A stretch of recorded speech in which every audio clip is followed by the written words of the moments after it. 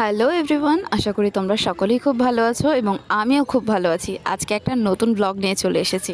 যদিও তোমরা সকলেই জানো আমি রিসেন্টলি মানালি থেকে ঘুরে এলাম, আর সেখানে কি পাওয়া যাবে কি পাওয়া যাবে না সেটা আগে থেকেই মাথায় রেখে আমরা শপিং করেছিলাম অনেক অনেক ফুড। আর যে কোনো পাহাড়ি এলাকায় কোন কোন খাবার ঠিক বেশি পরিমাণে নেওয়া উচিত এবং কোন কোন খাবার অ্যাভয়েড করা উচিত এবং কোন কোন খাবার কম পরিমাণে নেওয়া উচিত, আমি সেটাই তোমাদের সাথে শেয়ার করতে এলাম।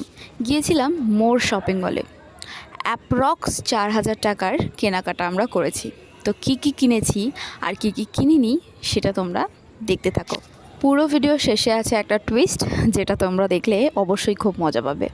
তাই এটাই বলবো, শেষ পর্যন্ত ভিডিওটা দেখতে থাকো এবং পাশে থেকো। ভিডিওটা ভালো লাগলে লাইক কমেন্ট শেয়ার করে চ্যানেলটাকে সাবস্ক্রাইব করে দিও আর পাশে থাকা বেল আইকনটাকে ক্লিক করে দিও। তবে চলো শুরু করা যাক। প্রথমেই এখানে বাস্কেটে নিয়ে নিয়েছি বাই ওয়ান গেট ওয়ান ফ্রিতে একটা চকলেট বিস্কিট আমার বোন খুব পছন্দ করে, তাই ওর কারণেই স্পেশালি বিস্কিটটা নেওয়া। আর এখানে দিদা বিসফার্মের সুগার ফ্রি বিস্কিট দুটো নিয়েছিল। তোমরা সিমলা মানালিতে গিয়ে যা খাবে সব কিছুতেই বেশি পরিমাণে অয়েল ইউজ করা হয়, যেটা শরীরের পক্ষে খুবই রিচ হয়ে যায়। তাই চেষ্টা করবে এখান থেকে যে খাবারগুলো তোমরা নিয়ে যাচ্ছ সেটাই যেন অয়েলের পরিমাণটা একটু কম থাকে। আর এখানে আমরা বেশ কিছুটা ম্যাগি নিয়ে নিয়েছি, আর আমরা ম্যাগি করার জন্য একটা মিনি গ্যাসও কিনেছিলাম, যেটা তোমাদের আমি পরে শেয়ার করব। আর আমরা খাবার দাবারের পেছনে এত টাকা খরচা করেছি তার কারণ ঘুরে মজা পেতে হলে খেয়ে মন এবং পেটের শান্তিটাও করতে হবে বস। আমাদের সবার চোখ কোথাও আটকাক আর না আটকাক, ঠিক চকলেট কাউন্টারে গিয়েই কিন্তু আটকে যায়, এটা আপনাকেও মানতে হবে। এবং আমার আর আমার বোনের ঠিক সেটাই হয়।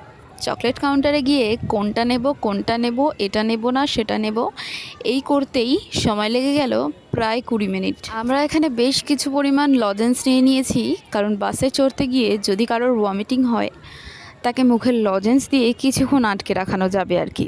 এবার আপনারা ভাবতে পারেন কি হলো, চকলেট কাউন্টারে গিয়ে চকলেট না নিয়ে লজেন্স নিল, ইয়ে কই বাত হ্যায়।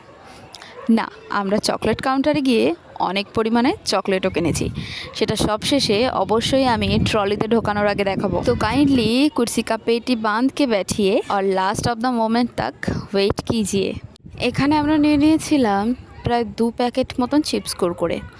2 প্যাকেটের মধ্যে কিন্তু 3টে করে প্যাক ছিল, মানে 3 in 1 প্যাক। এখানে চিড়ে ভাজা, চানাচুর, মুড়ি এগুলো সবই নেওয়া হয়েছিল, কিন্তু এগুলো প্রায় জিনিস খাওয়া হয়নি, সেগুলো আবার রিটার্ন এসেছে।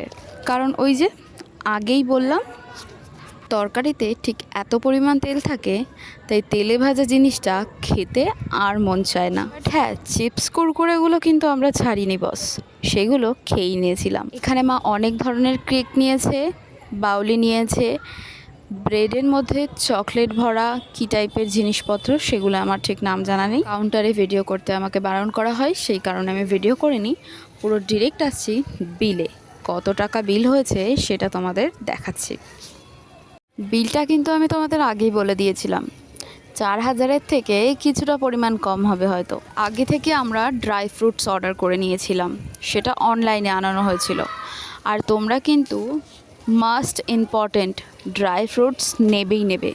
আর ড্রাই ফ্রুটসের মধ্যে যেগুলো রাখার দরকারি সেগুলো হলো কালা চানা, অ্যালমন্ড, ক্যাশু, ব্ল্যাক কিশমিশ, আঞ্জির আর অ্যারোবিক ডেটস। এই কটা তোমরা নেবে, এটা আমরা নিয়েছিলাম আর এটা আমরা বেশি পরিমাণে খেয়েছি, আর সেই কারণেই উইক হইনি। তার কারণ সিমলা মানালির যে 5 থেকে 6 ঘন্টার জার্নিটা, সেটা সত্যিই শরীরের খুব কষ্টদায়ক একটা বিষয়। সকালবেলায় বাফেট সিস্টেমে তোমাদের পুরি কিংবা আলু কা পরাঠা কিংবা পোহা এসব খেতে দেবে, কিন্তু তুমি যদি সেগুলো অ্যাভয়েড করে ড্রাই ফ্রুটসও খাও তবে তুমি উইক হবে না। তাই ড্রাই ফ্রুটস খাওয়াটা মাস্ট ইম্পর্ট্যান্ট।